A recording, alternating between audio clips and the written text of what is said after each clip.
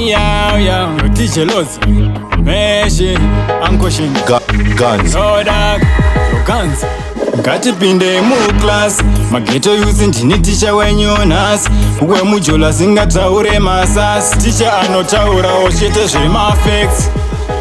Izvi ndakazvigugula ndakazvistata ndakaona chimwe chokwadiwo chinorwadza kune vari mumujola remumereji usacheme usaganzenzwa kareji waunoti bebi wako ane krashi yake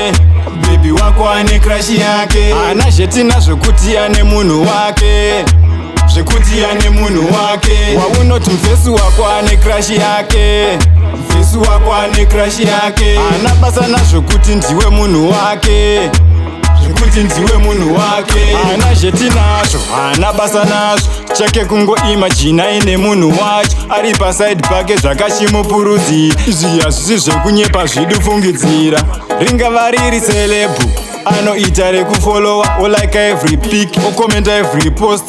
painsta anoita rekuposta mageto yuti mjolo uyu waunoti bebi wako ane krashi yake bebi wako ane krashi yake ana zvetina zvokuti ane munhu wake zvekuti ane munhu wake waunoti mufesi wako ane krashi yake mufesi wako ane krashi yake ana basa nazvokuti ndiwe munhu wake zvekuti ndiwe munhu wake ngatipinde mu-class mageto yusi ndini ticha wenyunas uwe mujola singataure masas ticha anotaurawo chete zvemafacts.